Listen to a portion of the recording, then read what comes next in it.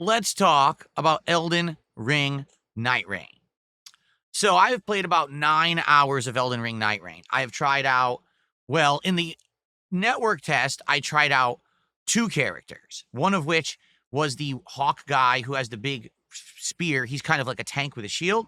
And then I also tried the Duchess, who was the character who has 2 dual knives and is more like an assassin or rogues type. I just remembered, I tried out the Recluse, who's the magic user. And each one of them, I would argue, played pretty uniquely, with the tank basically trying to pull aggro and absorb all damage, but can't really effectively deal damage. The Recluse absolutely is a cool ranged character, casting different spells, but also can do the carry sword sorceries that can be really powered up depending on your loadout. And then there's the Duchess, who is the one who sneaks in, does giant damage, sneaks back out again, wash, rinse, and repeat. Definitely one of the big damage dealers of the game. Now, during the course of this full release, excuse me, I have tried the Raider class, and the Raider is basically a stun master. He has a ginormous weapon, and his job is to deal as much stun as possible to weaken an enemy, so now everyone can rain on the damage as they're staggered. I also played as I forget if it's not the Eviscerator or Eradicator. It starts with an E. This is the character who has the parry mechanic, similar to Sekiro. And your goal there is to try to absorb as many hits as possible to charge up a supercharged move. Then you can do a running slash that not only takes a big chunk of damage off the enemy, but also deals a ton of stagger to them. So it's a kind of a hybrid gameplay style. And then lastly, the class that I've played the most of so far is Iron Eye. This class is definitely the ranged class. Stay away and snipe most of the time. Now, they're also a high dex character, so if you end up finding something that's a really high dex weapon, you can use it. But for the most part, they're meant to be used remotely, sniping and using the mark ability to basically weaken opponents and then run back. And also, big utility for the Iron Eye is to revive teammates, because you can shoot arrows at them when they're downed from afar, which makes it much more easy and viable to revive your teammates while everyone else has to run up and physically hit them while aggro is on them. The Iron Eye can do it from a distance, okay? So each character class that I've played so far has played pretty uniquely. There's still a couple I haven't tried. There was basically the standard guy, which I don't know what his name is, but he looks like a knight. I think he just has like general knight abilities, nothing too crazy. And then there's a unique class that I just unlocked yesterday. This class, I think it's called the Revenant. This class actually is basically kind of a necromancer.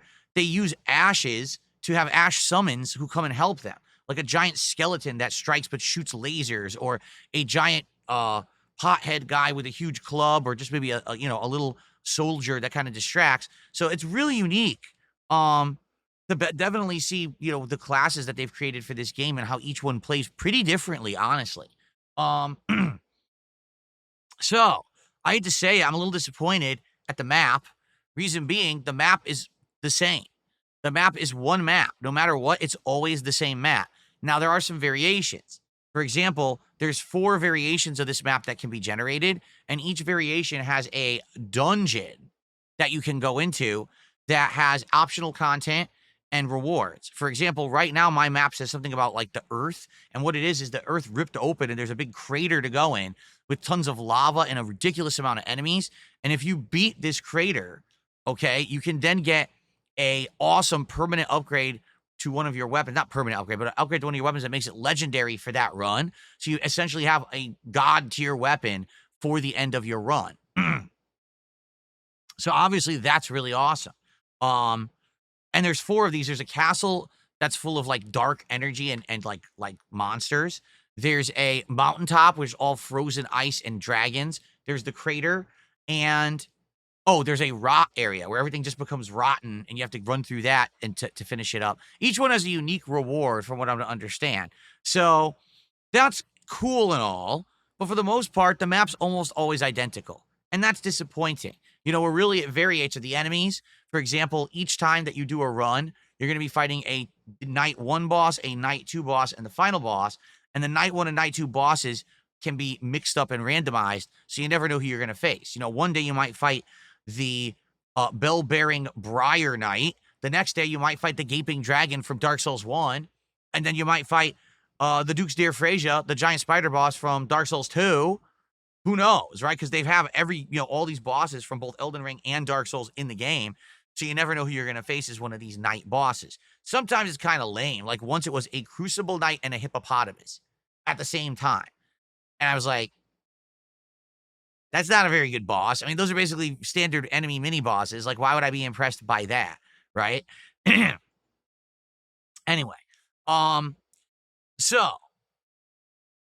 this game is basically exactly what we thought it was going to be. It's a combination of Battle Royale, but it's not Battle Royale, but it has the mechanic of Battle Royale, where when you drop on the map, you have this ring of fire called the Night that's closing in on you. You always have to stay within the ring. If you're outside of it, you start to slowly lose health and you die.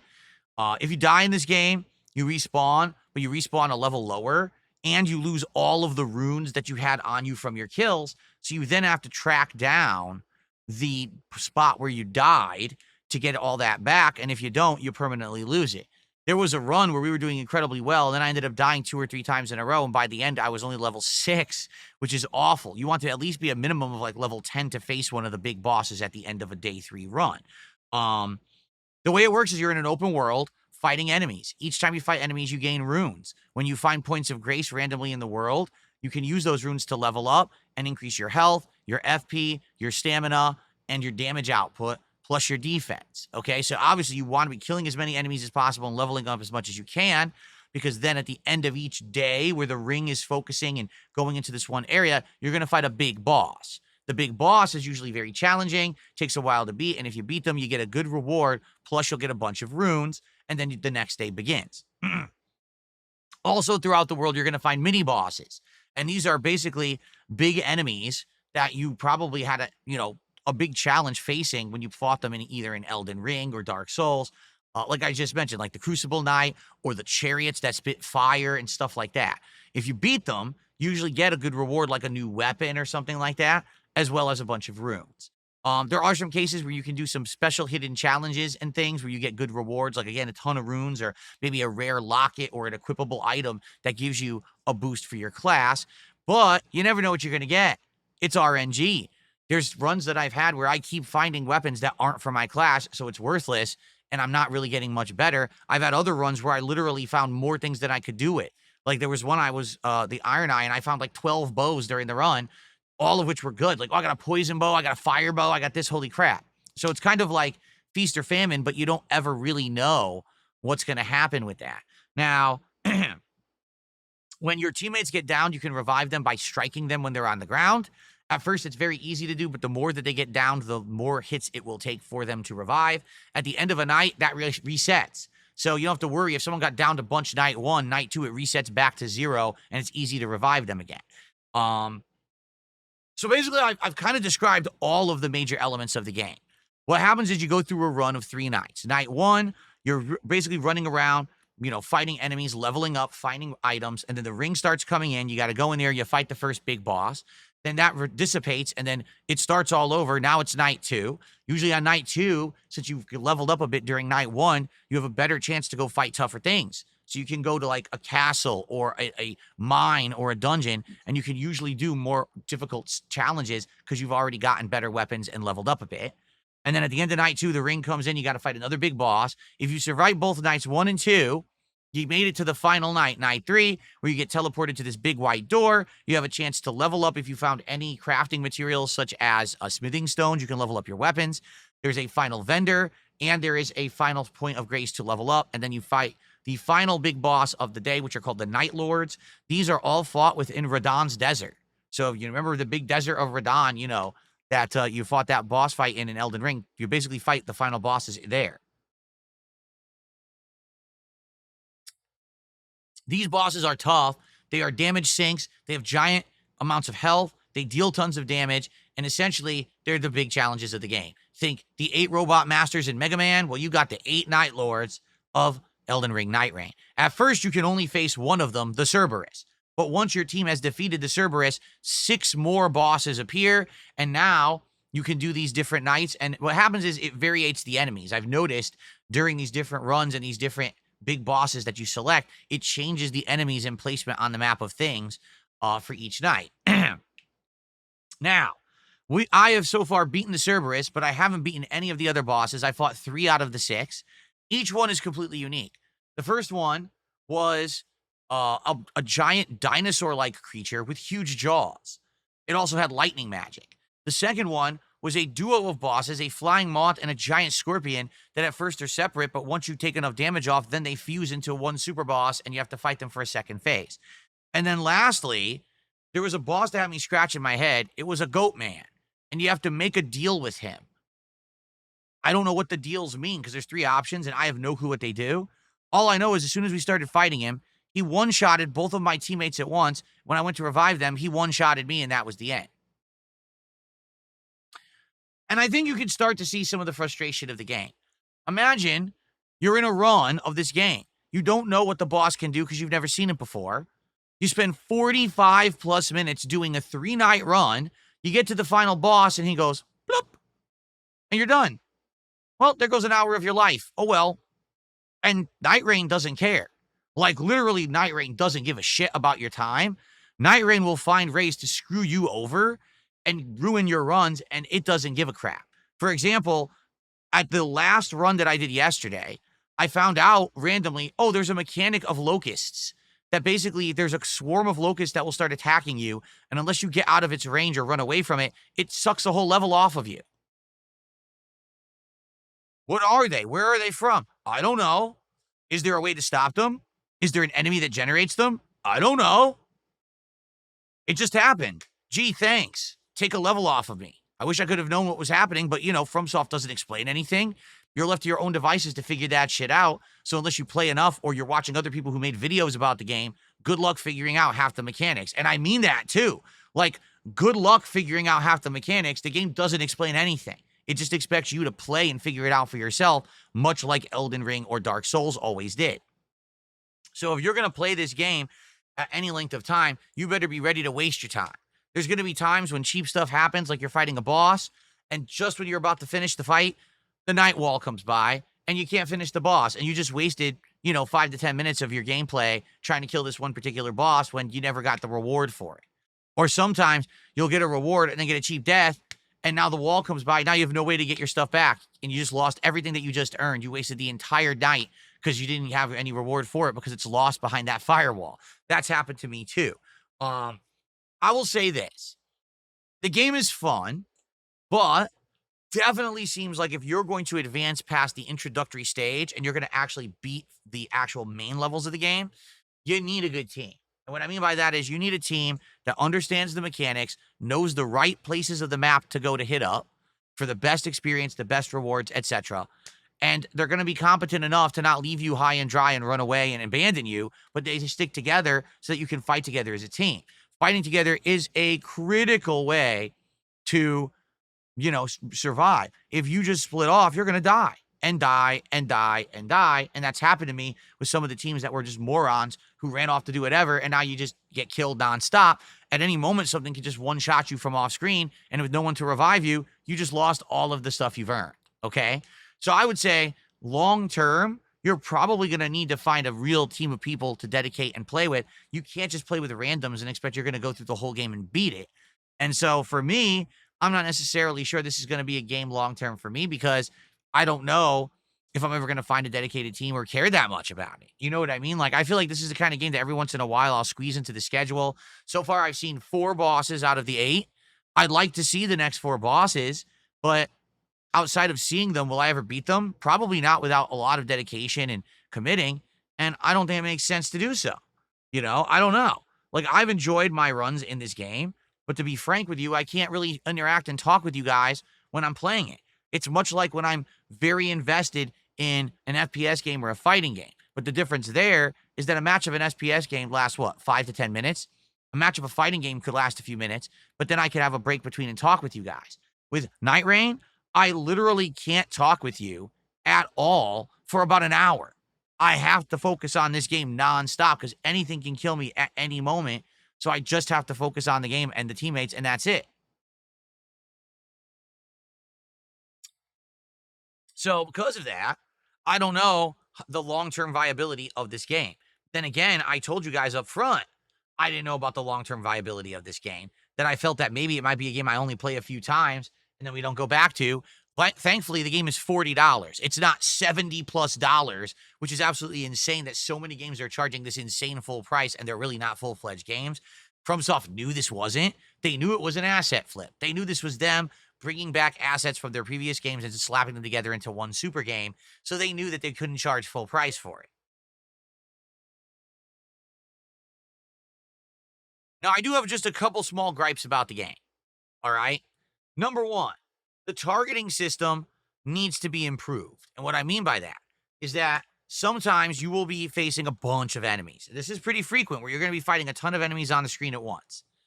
And you want to aim for one particular enemy, or perhaps you have a downed teammate and they're in the midst of a giant pile of enemies and you want to be able to easily lock onto them so you can shoot them specifically and get them up. Or what's also happened to me is there's a bunch of enemies standing directly in front of me, but there's also an enemy approaching from the left, and I want to shoot the enemy from the left because it's sneaking up. This game does not have precise aiming at all when it comes to like locking on, snapping on. You'll be trying to move your thumbstick around. Come on, select the right person, select the right enemy. You'll just never get it. I've tried it a million times. It's so hard to get it to specifically aim for what you want. It's a huge chore. I feel like there should be specifically a control that says target teammates. So that way, if there's a downed teammate, you can immediately, lift them up. Or maybe have a mechanic where if a teammate's down near you, you auto-target them, but then you can choose to manually move off and go back to an enemy. I don't know. I definitely feel like it can be improved. And it is pretty frustrating when you're in a very stressful moment and you need to revive a teammate or you need to shoot this one enemy that's coming up on you and you really can't focus on them at all. The game won't target it. It's very, very annoying. Some of the platforming is wonky. The game has no fall damage, which is great, but also the platforming is a little clippy. Basically, you'll try to land on something solidly and you'll slip off. You'll be climbing the side of a wall and all of a sudden you won't be able to climb it. Oh, the night wall's coming by now and it hits you. Now you're losing health and you can't climb. It's a little frustrating in that regard. I do feel like they should make that a little easier. The traversal shouldn't really be a challenge. You know what I'm saying? It shouldn't. The traversal should be like second nature. It should be the enemies and the survival aspect. That's the problem. Not, I can't climb a wall because the platforming is wonky. Okay?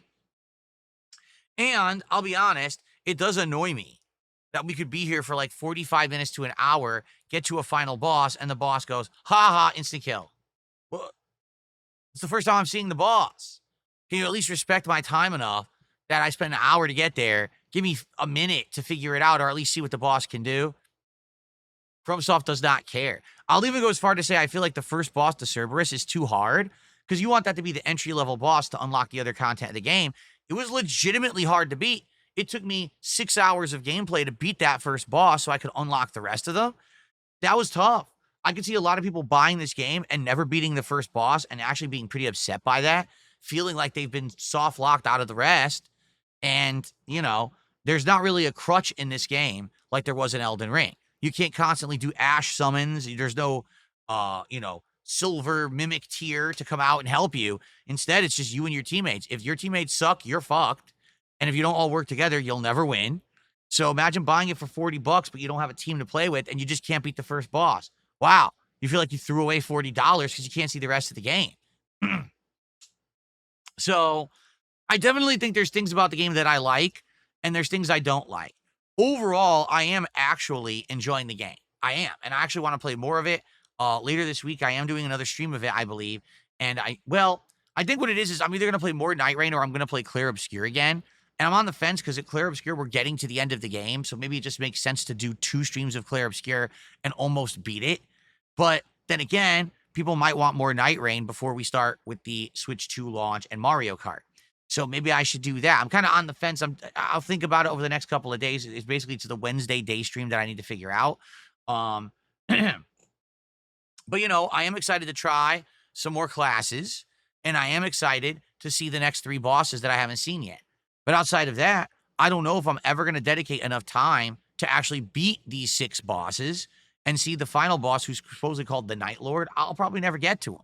This is the kind of game that, It's a team of players, much like Apex Legends, where you got to be dedicated. You have to get better over time. You have to coordinate, and you have to basically play a lot together. And I don't think I'm really want to do that. I'm playing a variety of games. I don't want to dedicate tons of time every week with a team-based game. So I don't know if I'm ever going to be able to see past just the 6 bosses, you know? Maybe I'm wrong. I guess we could see. But for the most part, I have enjoyed the 9 hours. Now, I have one more gripe. I'm playing Elden Ring Nightreign on PC, okay? The game looks absolutely gorgeous on PC, for the record. The graphics are outstanding, but there was one boss, he was called the Gaping Jaw. I think he was actually called, like, the Baron of the Night or something like that. It's the big dinosaur I told you about that has lightning abilities. For some bizarre reason, when the dinosaur charges up this super-powered lightning attack, the whole game freezes. Like, the whole game just goes, zoop, and then it unfreezes, and you're dead.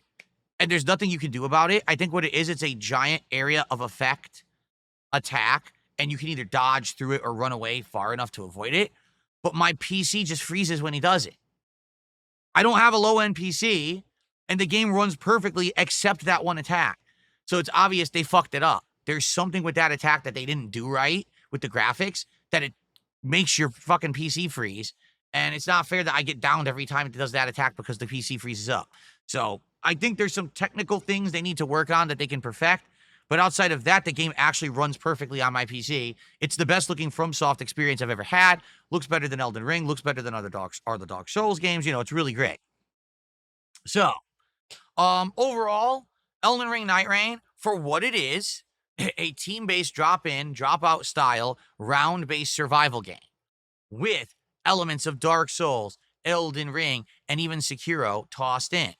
It's a pretty enjoyable experience. I feel like if you've played all the FromSoft games, you'll like it better, because the whole nostalgia factor of, say, fighting the Gaping Dragon in 2025 in a new game, or, you know, the Duke's Dear Frazier, oh, wow, I remember when I played that game for the first time 10 years ago, and I fought this boss, right, in the room full of spiderwebs, and now here you are fighting it again with a team of people. It's kind of fun. Very nostalgic feeling.